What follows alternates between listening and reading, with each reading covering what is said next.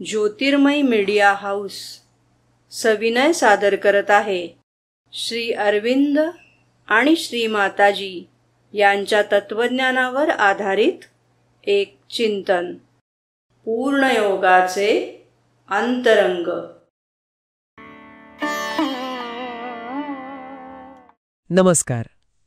आज आपण एका महत्त्वाच्या विषयावर बोलणार आहोत. पूर्ण आत्मदान आणि योग याबद्दलचे श्रीमाताजींचे विचार. इथे आत्मदान म्हणजे स्वतःला पूर्णपणे ईश्वराला देणं आणि योग म्हणजे त्यातून ईश्वराशी एकरूप होणं, असं काहीसा अर्थ आहे. तर आपल्याला समजून घ्यायचं आहे की ही प्रक्रिया नेमकी कशी घडते. आता बघा, सुरुवातीला असं वाटू शकतं की आपण एकदा ठरवलं किंवा म्हणून टाकलं की मी माझं जीवन ईश्वराला दिलं की झालं काम. पण मला वाटतं ही केवळ पहिली पायरी आहे, नाही का, श्रीमाताजींच्या म्हणण्यानुसार? ओहो, अगदी बरोबर मुद्दा मांडलात. फक्त एकदा निश्चय करणं किंवा घोषणा करणं हे पुरेसं नाही. ती एक, काय म्हणतात त्याला, औपचारिक सुरुवात आहे असं म्हणायला हरकत नाही. खरा योग, खरी साधना तर तिथून पुढे सुरू होते. तो संकल्प प्रत्यक्षात जगण्याचा प्रवास असतो तो.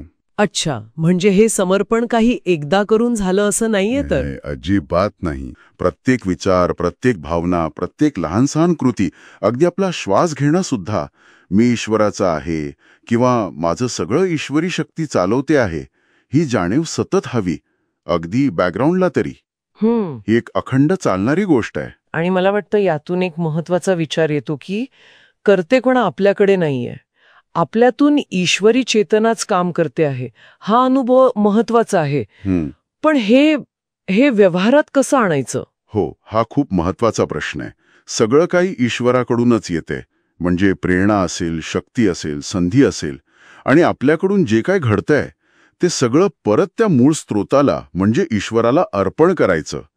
ही दुहेरी जाणीव, म्हणजे येण्याचा प्रवाह आणि परत देण्याचा प्रवाह, ही सतत ठेवणं हाच मार्ग आहे. अच्छा, म्हणजे अगदी साध्या गोष्टींमध्ये सुद्धा. तेव्हा मी हे कसं करू या विचाराऐवजी ईश्वरी शक्ती माझ्या माध्यमातून हे कसं सोडवेल या भूमिकेतून बघायचं आणि प्रयत्न करायचा. यामुळे होतं काय की ज्या गोष्टी एरवी आपल्याला अगदी साध्या क्षुल्लक वाटू शकतात त्यांचं महत्त्व वाढतं. म्हणजे प्रत्येक लहान गोष्ट सुद्धा त्या मोठ्या योजनेचा भाग बनते, नाही का? अगदी अगदी बरोबर. या दृष्टीमुळे कोणतीच गोष्ट किरकोळ किंवा अर्थहीन राहत नाही. अगदी साधं जेवण बनवणं किंवा घरातलं काम करणं सुद्धा एका प्रार्थनेसारखं होऊ शकतं, जर ते त्या समर्पण भावनेनं केलं तर. प्रत्येक कृतीमागे एक मोठा अर्थ, एक शक्यता आहे हे जाणवायला लागतं, कारण ती ईश्वरी चेतनेच्या प्रकटीकरणाचाच एक भाग बनते. पण हे मान्य करायला हवं की हे सततचं समर्पण, ही जागरूकता टिकवणं सोपं नाहीये. म्हणजे रोजच्या धावपडीत, अहंकाराच्या रेट्यात किंवा सवयींमुळे ही जाणीव निसटून जाते पटकन. हो, ती अडचण खरी आहे. हे साधण्यास तीव्र इच्छाशक्ती लागते, चिकाटी लागते आणि सतत प्रयत्न करत राहावं लागतं असं म्हटलं आहे.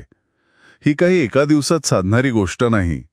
यात अनेकदा अपयश येतं, पण पुन्हा पुन्हा ती आठवण जागृत करून प्रयत्न करत राहणं हेच महत्वाचं आहे. म्हणजे ती एक साधनाच आहे. अगदी, ती एक साधना आहे, लगेच मिळणारं फळ नाही. कधीकधी ईश्वरी कृपेची किंवा मदतीची अनुभूती येते असंही त्यात सूचित केलं आहे.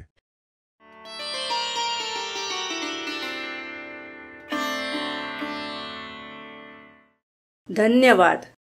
उद्या पुन्हा भेटूया आपल्या ऑरो मराठी चॅनलवर.